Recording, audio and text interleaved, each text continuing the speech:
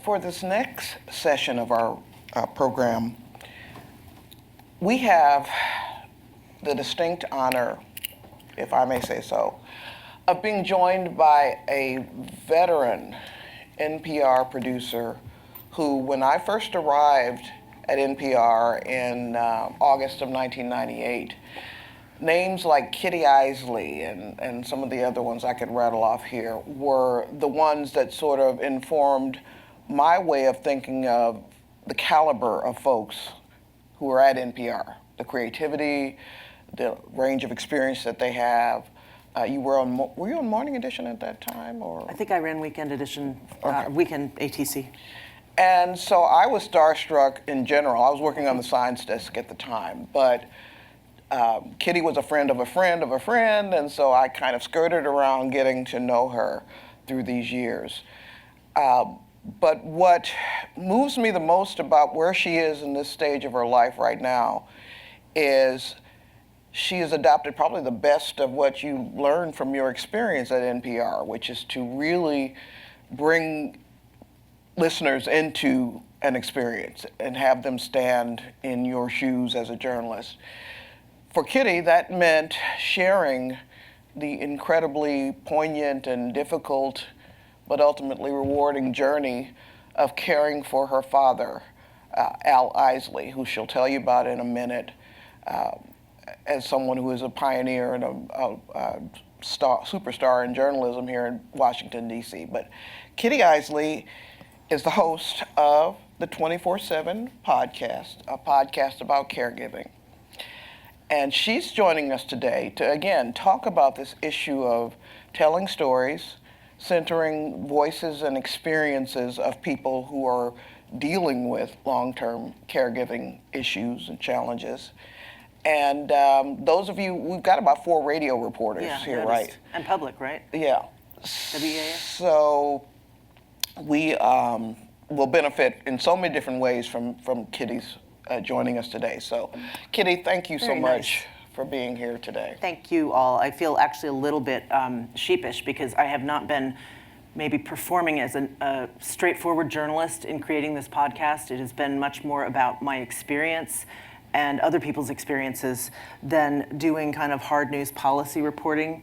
And so many people will ask me things and I'll be like, I don't know, I have to go look that up. I'm not even sure that my sources continue to be the most accurate or most up to date. So you guys are actually doing the hard reporting that I admire and need myself as a consumer of news, and particularly in this space, because I can't always find what I need to know. And even though my dad's passed, I'm still looking to understand what I missed and why this was so complicated. People need to know who Al Eisley was. So why don't we start there? Let's start there. For all of you who aren't from Washington, apologies, but my dad was a long-time journalist in DC, and also worked in policy and worked in the White House briefly. But he started the Hill newspaper about 20 years ago. And so pre-internet, the only way you could get news is to go meet people in person. And I think he knew everybody in town. And I run into people who do shoe shines and are bartenders and taxi drivers. People knew who my dad was. And I liked him and I got along with him. And having a journalist in the family made my own life more easy to explain, I think. Consequently, both parents had falls 10 years ago, very bad falls, and both ended up in the ICU within a month of each other. And I took family leave. I was at NPR at the time, and it was my first experience with suddenly being responsible for something I had no bearing for, no clue. And after getting parents stabilized, it occurred to me this might be a new normal, and I might have to step up in new ways I'd never anticipated. My mom died in 2016 after a lot of medical issues, and I think my dad kind of went downhill from there. I had been working for NPR and then had gone to do I'd been on a fellowship, and when I came back, I wanted to do some other projects. So I was working with them on a contract basis. And my dad was hospitalized in the summer of 17 with severe heart failure. We knew he had that. And after that, everything became chaos. And it took a while to get him settled after, a 3-week hospitalization. We got him restored. If you cover this, often when you're hospitalized, you go to a step down or a rehab space for a while to get your physical capabilities back. But it was clear after that that he wasn't going to be necessarily fully in his own mind well enough to operate at home. He thought he was, but it became very clear that there were cognitive issues caused by lack of oxygen to the brain. This all came to a head Thanksgiving of 2018 or 2017. My dad decided to take a road trip to see the relatives in Minnesota and Iowa without telling us on Thanksgiving. And he shouldn't have been driving, he shouldn't have been on a plane, and consequently, once again, lost his phone at the airport and got lost for 12 hours driving in Iowa on Thanksgiving Day in a snowstorm. And we had no idea where he was. And so that was sort of the kicker of like, I just can't do this anymore. I've been running him to doctor's offices and appointments and rehab specialists, and I feel like my time during the day is taken up with making sure he's okay, and I'm getting my work done at night. And now he's disappeared, and we don't have a way to find him. And it was a very uncharacteristic thing. My dad was from Minnesota originally, so to him, a road trip in Minnesota during the winter just sounded like fun. He was going to go see his friends and see my cousin, but I don't think my cousins, he left a message saying, I'm going to come for Thanksgiving. And I was like, we have Thanksgiving plans right here. Did they even answer? And he said, well, no, but they'll be there when I get there. Anyway, long story short, as you will hear in the first episode of the podcast, we found him in a Target on Black Friday at 11:30 at night, riding around on a scooter, one of those motor scooter that Target has with a basket, drinking from a sippy box of wine. And my cousin and her brother had to go pick him up and pick his car up an hour from their house. And only thanks to Target employees who realize they have a man who's lost and they can offer to stay open an extra half hour on a holiday night until his relatives can come find him. And then I had to book him a plane ride home because he'd canceled it somehow. So after a $1,000 plane ride home on Thanksgiving weekend, I was spent. I was like, I can't manage this anymore. And we had asked him to go to an assisted living facility for the winter, because if you're from DC, teeny bit of snow, no one can drive. And I thought, I can't have him be unreliable, not take his medication, not get physical therapy, be eating basically Halloween candy and bourbon, and not caring for himself. And we said, could you do this for the winter in our town that he'd already stayed at for rehab? He did that and then did not want to continue there after the spring. He wanted to be in his own home, in his own chair, with his own azaleas in the yard and watching a ball game.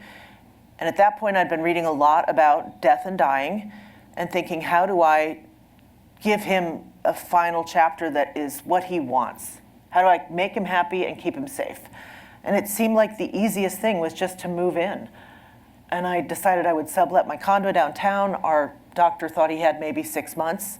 And I just thought, this is easier for all of us. Well, he went on for 3 more years. And then we hit COVID. So I signed up for something I wasn't aware of. And even though we'd been through a lot of crises, I just didn't know how hard this can become. And physically challenging, mentally and emotionally very challenging for me as well as for him. We hired an in-house caregiver for maybe 15 hours a week the first year, and it very quickly became clear I could not do this. I often tell people, you think one person can take care of a baby or a toddler, and that's generally possible to get a toddler into a car seat. But I was dealing with a 180-pound man who often fell, couldn't get up, tried to get out of bed at night, would bang into something. I would find out 20 minutes later when I'd hear him banging his cane, he's on the floor. I can't right him. I get injured trying to do it. I'm calling 911 or the neighbors in the middle of the night, help me get him back to bed. And as I went through this, I thought, I'm so alone. There are so many people I know doing this, but I just feel without a compass, without very clear navigatable instructions for how you plan for not just death, but that interim period where you're not able to care for yourself. Let me jump in here very quickly just to ask you to build on the story a bit more. Sandep Jaar was here on Sunday, and he talked about his father's background as a researcher, a scientist, and somebody who just brilliant mind, etc. He told us about the points at which he knew something was wrong. that he knew that he would have to step in. Tell us about when you started to notice your father's energy, life force, or something changed to the point where you had to make that tough decision about care. Coming in. Well, the year right before the car trip, he'd been in the hospital for 3 weeks, just 3 months before that. So him getting on a plane to go to Minnesota to go to a funeral and see some friends was not unusual, but deciding to do it on the spur of the moment and making a phone message to say I'm coming for Thanksgiving when his kids already had plans for him, that was unusual. Just a month before that, he'd been downtown for a book event and lost the car. Couldn't find the parking lot that he'd parked in. And so I asked a friend of his to please go back downtown. You were at the book event. Could you maybe walk around and try to find which parking garage the car might be in? Well, downtown, there's tons of parking garages. So for him to lose the car and call me kind of sheepish and say, I kind of don't know where the car is. I was like, good God, another one of these. There were times that the burners were left on, or that he would try to microwave bacon, but it would still be in the wrapper, or do things that were not like him, even though he thought that he was doing just fine. He had a lot of falls in the yard, and ironically, I fell in the yard 2 months ago and have a torn meniscus, which is why I'm wearing a penguin thing to remind myself that I can't totally walk right yet. And it's really been a humbling thing. I was using a cane for a while, and every place I stopped on the way here, I thought, could I get into that place with a cane or a walker or my dad's wheelchair? How well can Washington work for someone? Whether you're the caregiver getting them in and out of a doctor's office or going to something downtown. So to answer you, there had been a series of things, including lost cell phones, uncharacteristic behavior that wasn't difficult. It was just didn't seem to take into account what he was doing. So what they call executive function didn't make sense, right? I found out later somehow his supplementary health insurance, he'd not known that he dropped it, but he would get mail, wouldn't open it, would look at it and toss it in the recycling. I saw that already. Well, it might be a bank statement, but he thought he'd already seen it once, so he didn't open it. And that wasn't like him either.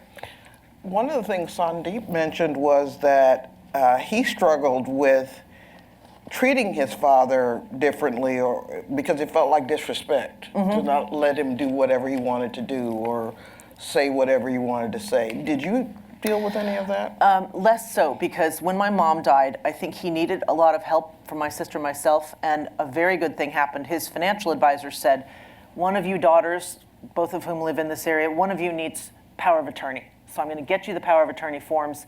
Your mom used to have it. I need somebody that's on the paperwork. And that was sort of a key to him, like, okay, you might be in a situation, a very serious hospitalization where we almost lost him, and we were there every day. I think he understood that he needed more help at times. But once he got his full energy back, he didn't understand that. It took a while for us to be able to gradually say, can we help you with the finances? And thankfully, his financial advisor was very respectful of his privacy, but also recognized that the daughters needed to understand what the assets were, what could we work with if he had to go into care. And so over time, and it took time, and I credit him for being graceful about it, but it wasn't always comfortable. But I was able to get on his bank app or the bank statements and go with him to the bank and become another signatory. And I think it's hard for older people to relinquish some things, especially when it's a dad who's like, I'm gonna take care of things, honey, don't worry about it. It wasn't quite as maybe difficult because we had this example of him needing help both after my mother's death and after hospitalization. I think we had internal fights, certainly, but I think over time, he recognized his limits. But he didn't want to be told he couldn't drive, God forbid.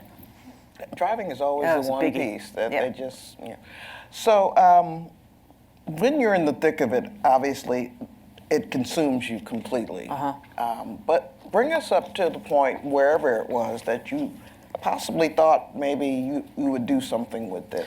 I was feeling so sad, to be honest. I didn't know I was so depressed. And I thought I was managing this stuff. But I also felt like I don't have a lot to show for this time. If I'm a journalist, shouldn't I make something out of this? Because all my friends are asking me for the same the same questions, the same advice. Why can't we find more structured and obvious help? And so I started just taping with my phone, not even a tape deck, because I don't do a lot of field taping. Little incidents with my dad and what I was doing to care for him. And I purposely decided not to expose him very much and to focus the story about the caregiver.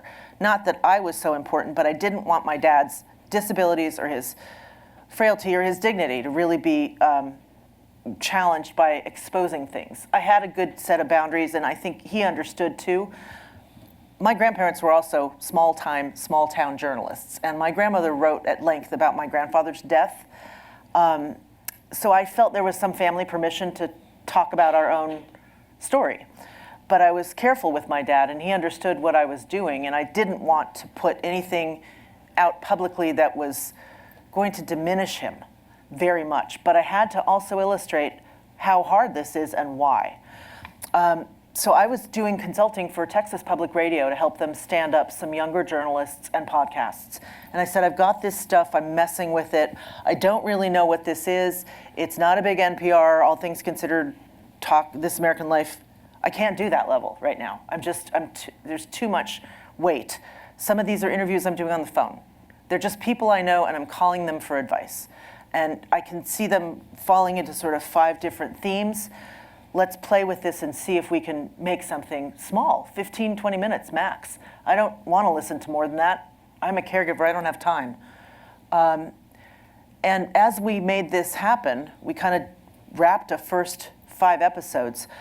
We surprisingly were approached with funding from an Alzheimer's research center in Texas, and my dad died.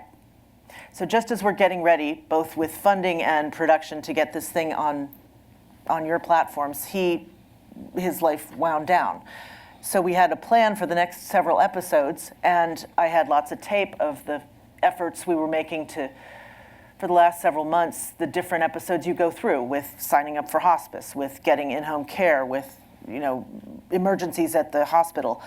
And suddenly I had to pivot. So I started thinking about other people's stories that I could feature on the podcast as conversations, fairly simply, because I just didn't have the energy to go out chasing stories, and it was still COVID. So that's what I did for the 2nd and 3rd season, and now I'm working on the 4th. I still have a lot of tape of very common but odd things, learning to give my dad, I had to do his blood draws every week to check his medication.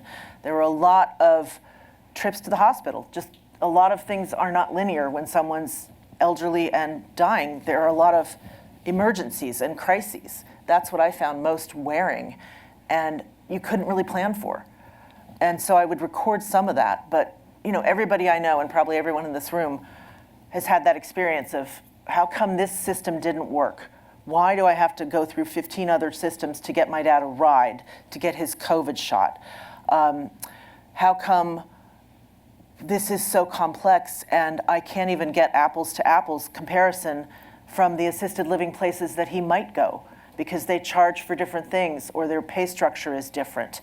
How do I know for sure that any outside care is certified or is going to be get some help from Medicare to pay for post-hospitalization physical therapy?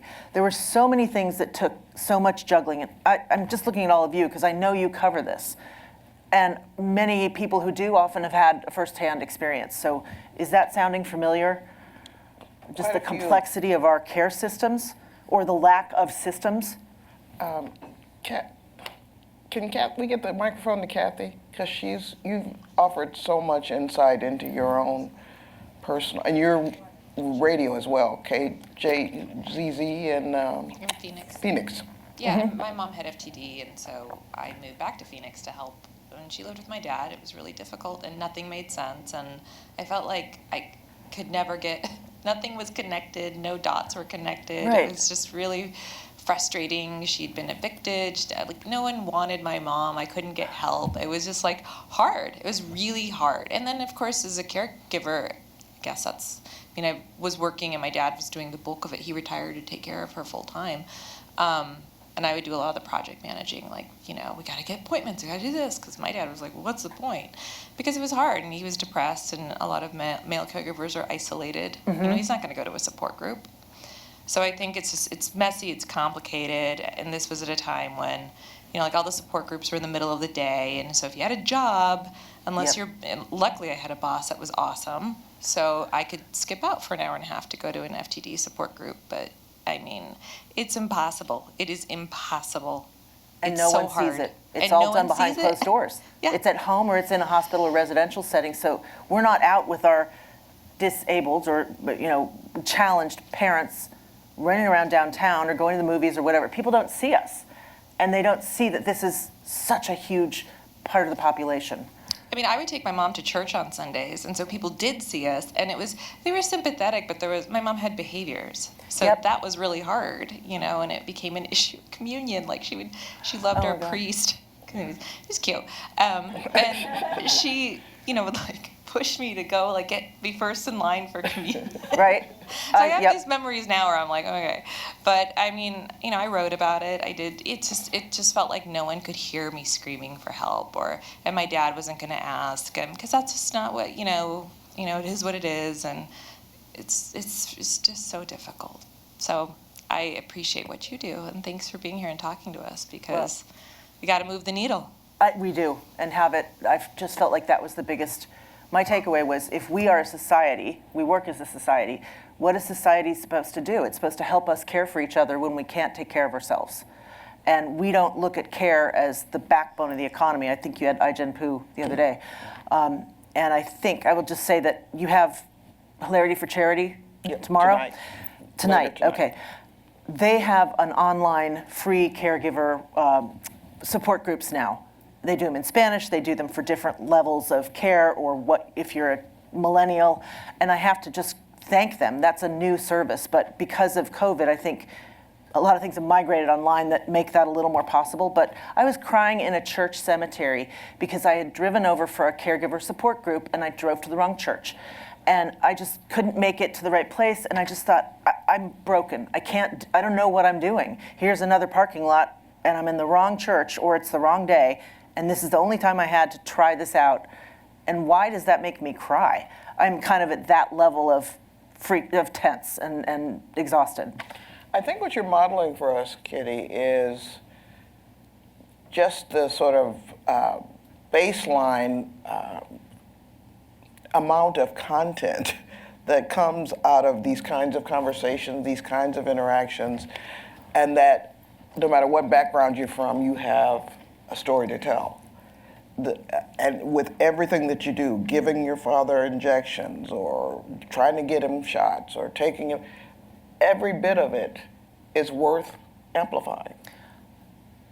And so why don't you I believe you put together some notes about putting together the podcast, telling a story for radio.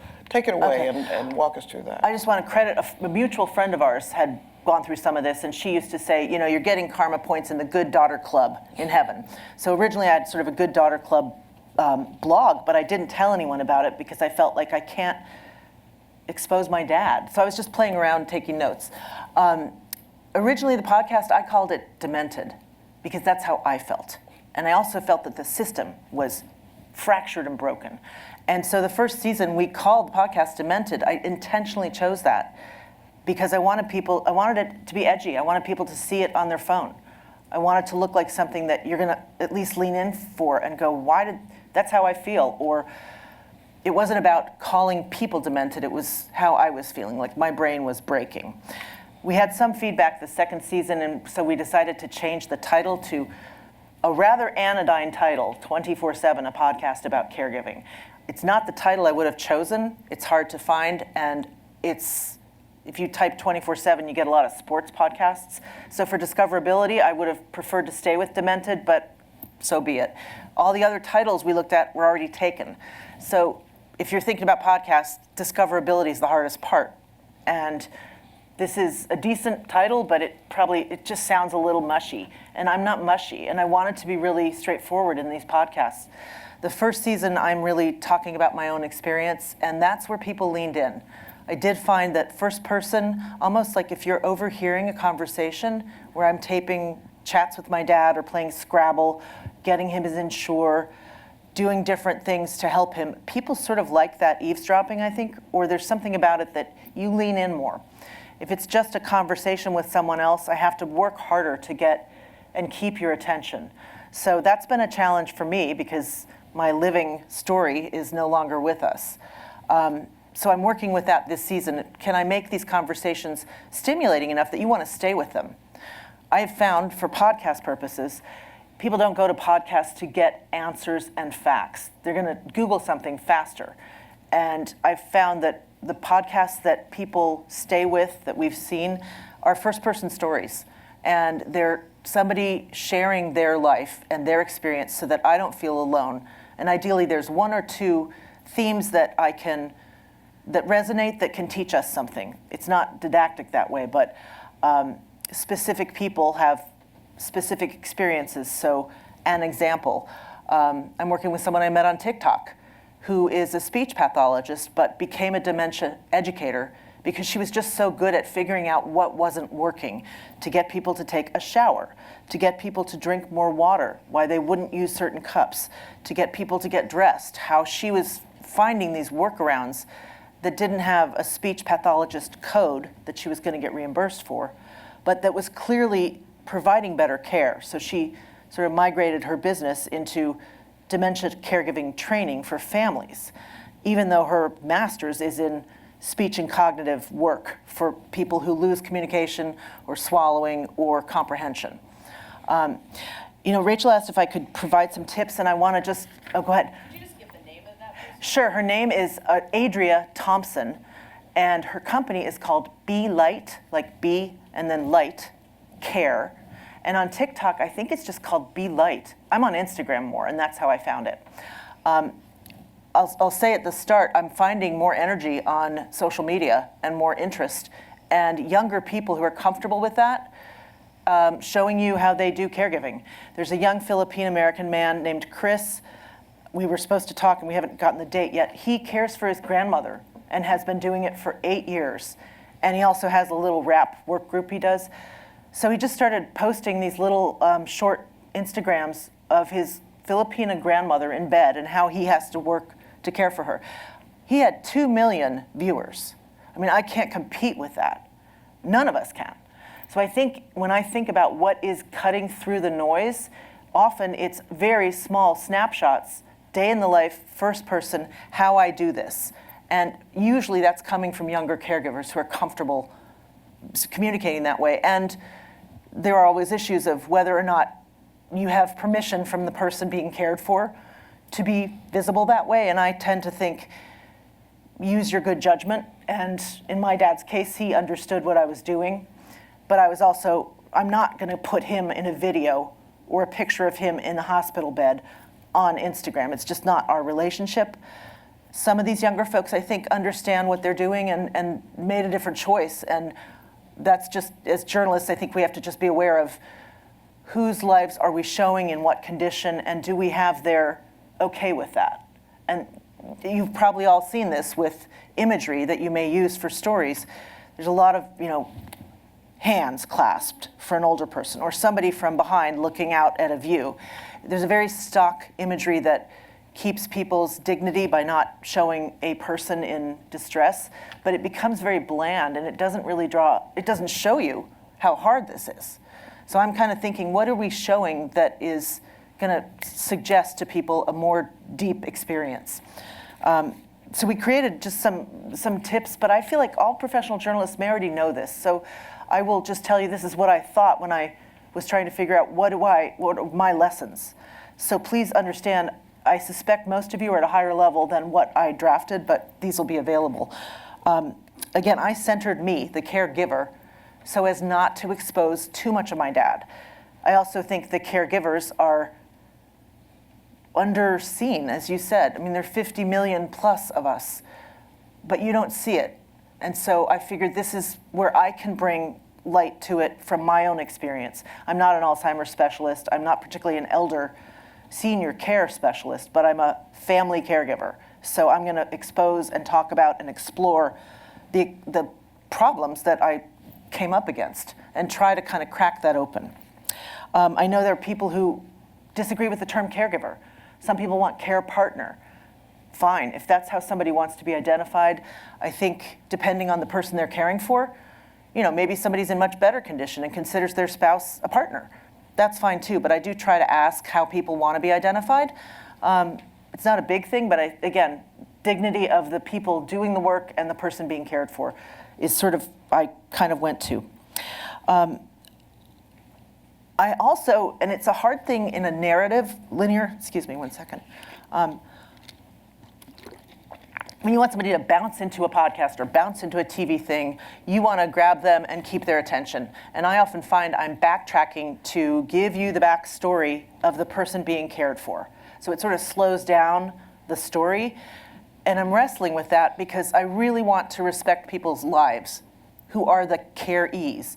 They aren't just people with dementia now. They have had a full adult life and done all sorts of things. And I really try in each conversation to at least give you a paragraph or so of someone's life. What did they feel was meaningful before they became the patient? So usually it's the caregiver telling me about, well, dad did this and mom did that. And it's hard in a thing you're listening to want to listen to somebody who's not even telling me themselves. They can't talk, maybe. Does that make sense? It's just a harder, I have to figure out how to work that in, but I really make an effort to reflect the life of the person that we're talking about so that we're not just all categorized as problems. Older people are problems. It's hard to work around while showing the problem and not making the person represent old age as a problem. It's delicate. I found, and some of the things I am trying to do, walking through a daily routine with somebody you're caring for, or watching that and reporting that out, it is so complex. If you've done it, you know. Nothing is simple. As simple as getting dressed if you have an injury can take a long time. I thought some of the things that I noticed that helped me were people breaking down those tasks and mirroring the fact that they were now complex. Lifting someone is much harder than it looks, and you can endanger someone. No one taught me how to lift my dad out of a chair. His last 6 months, he couldn't walk. So our caregiver taught me how to do it, but the times that he had fallen in the yard or in the house at night, I really couldn't figure out mechanically how to get him back up. It was all hit or miss. Well, that's a big thing if you have an elder. Balance is a big issue, and no one teaches the caregiver how to help right them or what to watch out for. At a certain point, we got a gait belt. I didn't know what that was. We were suggested to get a Foley lift. Do you know what that is? Hoya, sorry. Foley is a sound effect. I was like, I can't put my dad in a trapeze and drag it over the carpet in the living room and then get him into a lounge chair. It's inconceivable. That's not going to happen. And I thought, but I know people doing it. This is insane. Why are we expecting you, Rachel, to lift your elder, who may outweigh you, or certainly outweighs the caregiver, into a trapeze and then wheel that around the house? I just was like, this is crazy. We didn't have to get that far, but that was an example of 5 things that had to happen to get my dad from bed to the dining room to his chair, cleaned, dressed, ready for breakfast. And it took easily half an hour. And there were so many steps in that. So if you're reporting, I think get close to the action and break that down for viewers or listeners or readers as well as you can without, sometimes people don't want to show or be seen, with depends. I get that. I don't want to put that in front of anyone either, but by the time we were at hospice for 6 months, we were going through boxes of bed pads, depends, gloves, Desitin, wipes, and these things would just come in these big boxes and land at the house. No one knows about that. Before I go through this, you suggested I talk about the person I'm trying to help now. Absolutely. We've had several conversations about the caregiving workforce and how too often it's just seen as expendable, and you just replace them if something happens. Kitty's now in the position of providing support to her father's caregiver? It's actually my house cleaner. Oh, My your father's house cleaner. caregiver is better shape, but I think that could be coming. Okay. I know this sounds, I don't want to sound like white savior, but the person who cleaned my apartment before I even owned it, has been another wonderful person in my life. And sweet and immigrant, didn't have a lot, worked her whole life, and was very poorly cared for with bad arthritis. And so over time, lost her teeth. Her arthritis the steroids she took have really crippled her. And she can no longer work, and she can barely get out of bed sometimes. And how old is she? 74. And her son lives with her and has a child and works. And he's been kind of losing his mind. And I keep saying, can I come over? Can I bring some dinner? What do you need? And so I got her son's number I'd had in my phone and just texted and said, let's talk. I want to know what you need. He said, I can't believe someone's trying to help me. I can't do this. I don't know how to do this. And I said, there have to be programs in the district. Your mom's she's on Medicaid, I think. I paid her, under the table without really thinking about it. Our family caregiver, we did pay and worked with insurance and Social Security and all that, but I just wasn't thinking about that 20 years ago when the person who came with the apartment was offering to continue to clean. So I spent a good part of a couple of days trying to get through to the district agencies that could work in her ward to begin a case for her so that we could identify what resources might be available to give her son a break, because he's working from home, 2 jobs, and trying to care for his mom who can't come down the stairs. And I said, you can't do this. It's dangerous for you. You can't lift her. She doesn't necessarily want you helping her bathe. I know you're having her granddaughter do this, but her granddaughter's 14. It's a lot that she has to learn. And I know there are some services in the district that should be available to you, even if it's something once a week, Meals on Wheels, even if it's once a week, visiting caregiver who can do the intimate grooming and the help, who can make sure you have enough bed pads. Do you need Depends? Can I bring new bed sheets? We went through a lot of sheets. It's a little icky to say, but we were doing laundry all the time. And I just kept thinking of all the mechanics of taking care of someone and a young guy who doesn't know what he's gotten into. So even to identify what possibilities were there, I was very direct and managed to find some people to say, I'm working with her son who works almost around the clock in very weird hours. He doesn't have time in a work day to get off for an hour and go through with a caseworker between 9 and 5 to get his mom enrolled. What paperwork can I supply for him? And what documentation will you need? And can you suggest that there might be some help? Because we have to stand this up. It's not fair to them. You're brilliantly illustrating the points that Karen was trying to make about the intersectionality of this. This woman has worked her entire life, lives in an area where neighborhood apparently where there are a few resources, and her son is now. She's up in Petworth. She's in Ward 4. So, why is it so hard? Why do we as Americans have to go through this level of anguish and anxiety? Why can her son have been able to call a social service agency and get some help? Because he doesn't know about it. She's worked with the agencies as an immigrant, for healthcare, I know. And I was trying to find out from him, they're going to need her date of birth. I know she is a citizen. I know they need whatever kind of health care she's been receiving and any supplemental assistance she's received. I think there are a couple answers, and here's where I want to use all of us. I don't think we've expected to need as much as we need. Most people are now encountering this just for the demographic burp that is us, baby boomers. So the families are now running into something where 2 generations ago, no one lived that long. Many people had multiple children, so there was a built-in system of care with more people to provide it. And families lived closer, and women were always the default assumption as the care partners. I know my great-grandparents, there were a bunch of kids, there was like a maiden aunt, somebody went to live with her, they all lived in the same, 50-mile radius, I guess. That's pretty much not true now. We live 40% longer than at the beginning of the 20th century. Families are 2, maybe 3 kids. very often at a long distance.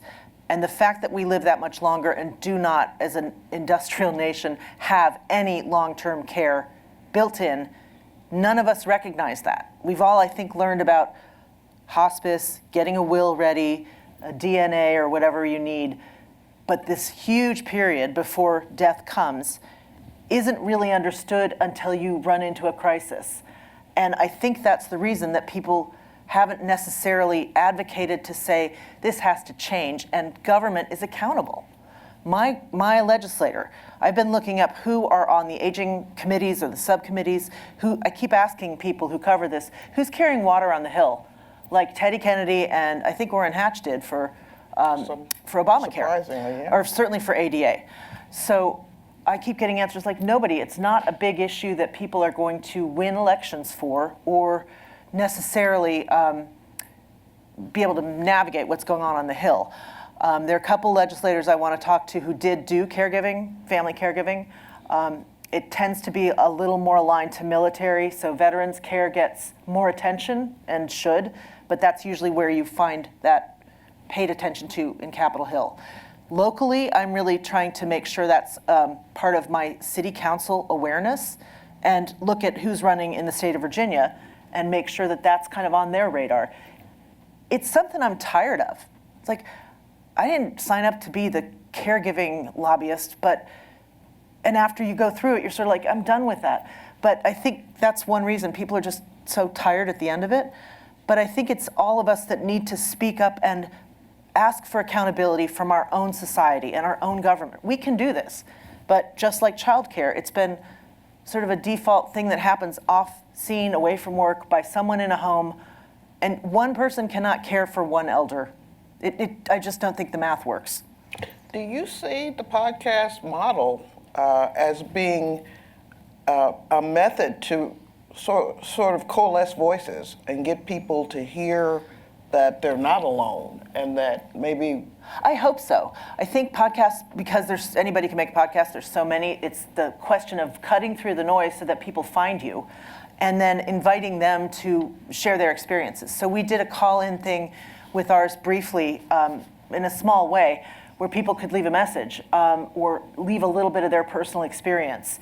And we try to excerpt that and put it on some of the episodes. Where I found better response was doing live call-in shows. So WNYC with, you know her, she's our age, I forgot her name.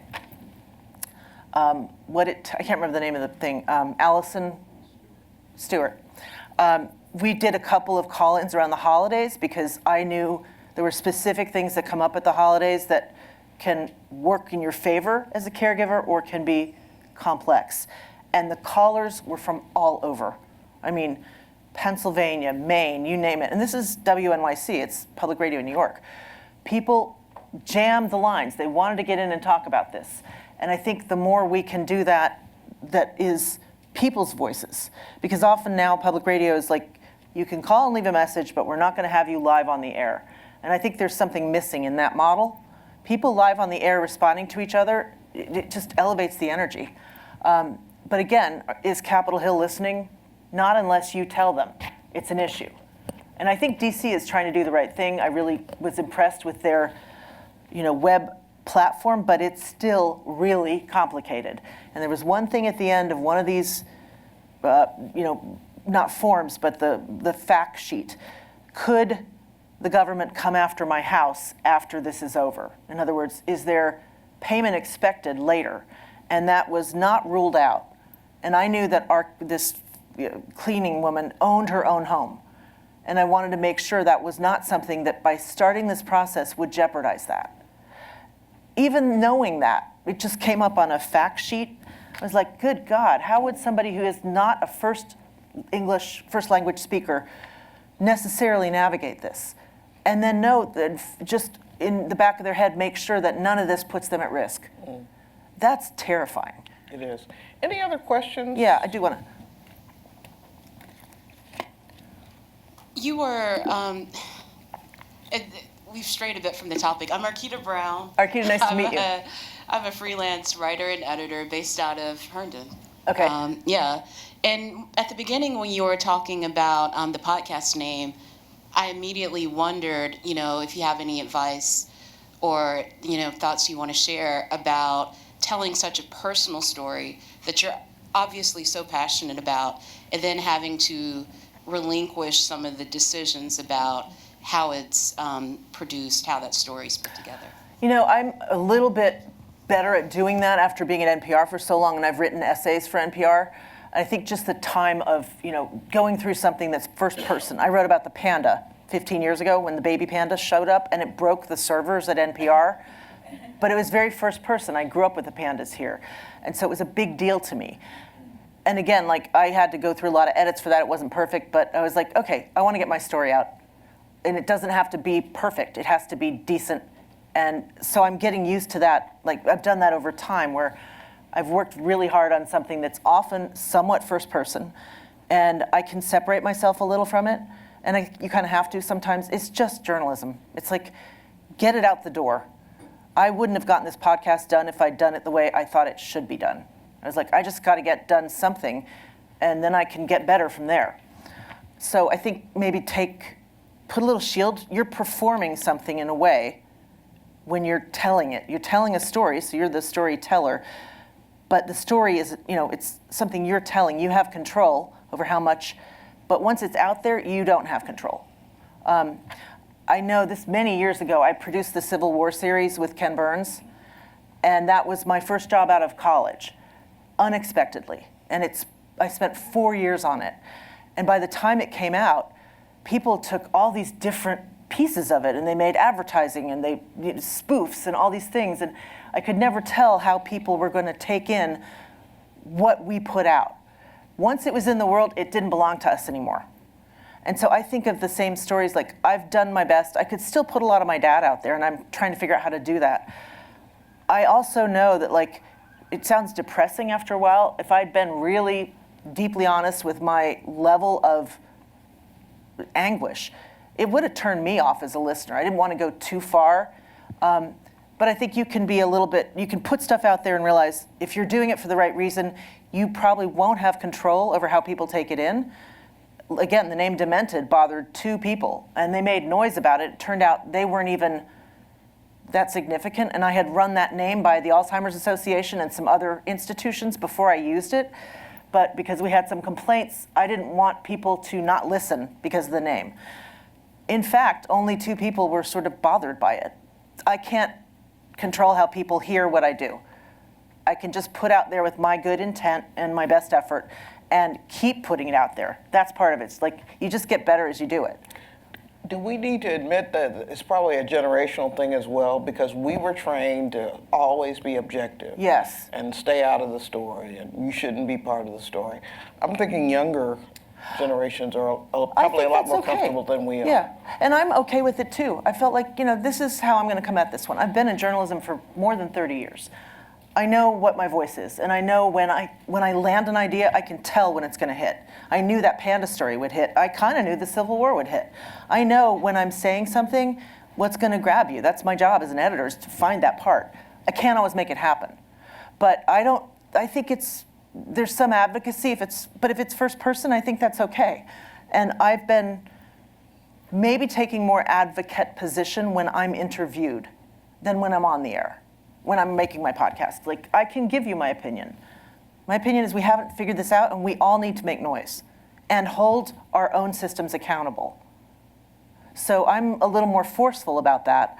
I know when Biden had the Build Back Better, the House passed it, so there would be a lot more money for training caregivers and hopefully more care in home. And that didn't pass it didn't pass the Republicans. And I was very loud about that. I was this is a huge loss. And I'm going to say where it got lost.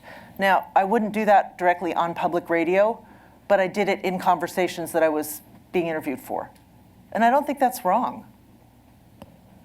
But I think younger people, I think it's okay. If you're going to try something new, then try it and see if it fits you. And I don't think I can fault that. Absolutely not. You want to wrap up your... Yeah, let me just give you a couple other things that occurred to me. Again, walking through the day in the life of someone giving care and showing me, the viewer or the reader or the listener, all the things it takes that I wouldn't expect. I thought going shopping Go to Costco with someone who's a caregiver. You'd be surprised at what you need to spend money on. Insure, Depends, bed pads, gait belts, oxygen machines, any number of adaptive things that some are covered by Medicare. For example, we got a hospital bed that was covered by Medicare, but you couldn't make it go up and down. You had to go to the bed and use the crank at the end of the bed. I've got somebody with a back injury. He can't get to the end of the bed and crank himself up and down. Like, that's insane. So we had to pay an upcharge for a year to get the foot pedal that the caregiver could make the bed go up to the right level so he could get out of it. I was like, that Medicare pays for the bed, but not the kind that you need. Like, it was like that book Madeline, you know, when she's in bed and there's a crank at the end. Like, that's the 1930s. Who is making that a Medicare thing? Just finding someone to help me disassemble the bed in the guest room and put it in the basement so we could move in the hospital bed. I couldn't do that alone. I'm calling TaskRabbit. I'm calling neighbors. I'm like, how am I supposed to get this thing done and get it in here on time? And Dad's coming home from the care place and I don't have the rugs up so that he can safely walk across. Anything you can do to shadow people and show and break down all of the things it requires to be a home caregiver, I think that's a real utility. I think that's a service. I thought role-playing. You know, you try lifting someone whose weight is not cooperating, whose legs aren't working. Try getting them in a car and tell me about that experience. Try getting somebody an Uber. Everyone's like, why can't your dad just use Uber? Well, the text is really small on his phone. He forgets his password. The Uber driver isn't necessarily going to his doctor's office, but he might type in doctor's office or Foxhall. He can't communicate with a driver who might not have a good English or an accent on the phone. It is almost impossible to schedule Uber as an elder person who isn't really nimble with phone things. That's a digital-only interface, and people think that's a default fix. Try doing it for somebody you can't communicate with very well and see if you can get them an Uber to somewhere and back easily, because I don't think it works. And I had a lot of effort. You know, if you got somebody with a walker and you're asking a driver you don't know to help them get out of the car safely to go into the doctor's office lobby, that's not fair to the driver. But try getting, you know, you might wait 2 hours to get a Metro Assist, and that's okay, but that's just a lot of work. So if you can yourself try some of these things and then report it back, you'll see just how complex it is. I come back to considering image, and I think we all need to do that. How can we show this in a way that isn't off-putting, because a lot of stuff isn't fun to look at, but visuals are gonna grab people in. Every single thing you do has to have a visual component, as we learned with podcasts. I found that illustrations kind of did it better. Very simple, abstracted illustration of one episode was more inviting, and having a headshot of who the guest was doesn't invite anybody in. It just doesn't really sell anything. So I think there needs to be a lot of thought about what we're showing, because some of this stuff is off-putting, but it also needs to be reflected. I think and I'm finding this with our family, the house cleaner, trying to use the state tools to help arrange care so that her son can fill out the forms, that was a real education. So maybe you can sit with a caregiver and inventory, where are they going for information, and how clear is it that the resources in their state are made known to them and made available to them. I know each state doesn't do it the same way. I also think there's an awful lot that makes it difficult. And for example, if you get your health statements, they often have 14 languages that you can get help in. Well, on the website, there's Spanish and English in DC. I think you can call if you need interpretation, but that's not always possible. So I'm looking at a family that, you know, for Ethel, who hasn't spoken a lot of English in the last 3 years, she's having trouble with it. Her son works weird hours. He can't actually be free to talk to someone. Is all that material clear to him, and can he get the answers he needs just by reading what's on the web? If you were to go and sit with a caregiver who's trying to apply for aid or interview at a nursing home or an assisted living place, you can illustrate for a viewer, a listener, a reader, this is what's broken. And then take it back to who in the state is responsible for that. And who's doing it well? I mean, I thought the DC was actually halfway decent. You're reminding me of some of the tricks and tips I learned from Brenda Wilson and Chris Joyce or whatever. Whenever you're out in the field reporting, don't take anything for granted. Leave the tape running. Yes. And I think of a story I covered on Hurricane Floyd, and families had been removed from their neighborhood to a huge parking lot, and they just covered the parking lot with gravel. And kids who had been used to playing on grass were now just getting cutting and whatever. And I get back, and I think Steve Druven was my editor, I can't remember who, but I play my reel, and he says, well, you mentioned the gravel a couple of times. Where's the gravel? Where's the sound? Oh, yeah, exactly. And thank God, at one point, when I was walking around, I had left, us walking across the parking lot, so we were able to loop that through whatever. But everything is content. Yep, like I taped myself bumping around the house with my dad's cane. When I had this injury, it was okay for a little while, and then I made it worse trying to stretch. And I had to use a broomstick to move around my house. And I'm like, I can't even drive myself to get my MRI. This is so bad. And I'm worried about injuring it more. And then I had to go figure out, did we still have a cane, or had we donated all of the caregiving equipment back to one of the things in Virginia that gives seniors free bed rests and walkers? But we had a cane in the house. So I just taped myself trying to get in and out of the car with an injured leg, and open the door with groceries and use the cane, and just how much, it was a truly humbling experience. And I thought, all right, I've got to own up to that. I was complaining in the podcast that my dad kept falling. And I was like, don't go in the yard. It's really slick. And guess where I fell? So I understand it now, but just the sound of my hopping along with a cane, I think will help grab a listener. We could listen to you for another hour, but And unfortunately... I want to hear these people, and I know you're on a clock. No, we're actually At time. near our end of our time, but personally, I would like to know if there's one piece of content or scene that you've not used yet that you want to, that you think will be really powerful. I can tell the story of how my dad died because it was beautiful. I have held off and I didn't record it. I've sort of had a debate in my head, and part of it is talking about what a good death is. And I felt beyond fortunate that we were cared for so well in a place that he'd stayed before, even though he was on hospice. And it showed me the quality of care that people are giving. And there were some really, mystical moments in that I am so profoundly grateful for. But I haven't told that story yet. It's not so much about him as how our family was cared for. So I don't think it's quite fair to walk people through his dying moments. It's not something I would want for me. But I can tell the story of what it meant for the caregivers who need care. We were sleeping over in a tiny studio on air mattresses with him. And this is also during COVID, and they're bringing us a sandwich and bringing him ice cream and ice water. And if I can tell the story of what a good death looked like from the point of view of a caregiver, I think that would be useful. And it would also not expose my dad in a way that I think that's a very private experience. Dying, it's not my job to share that, but I can share what my family went through. I think that's fair, and I also think, I hope that it would be, it would have some lessons for what to look for.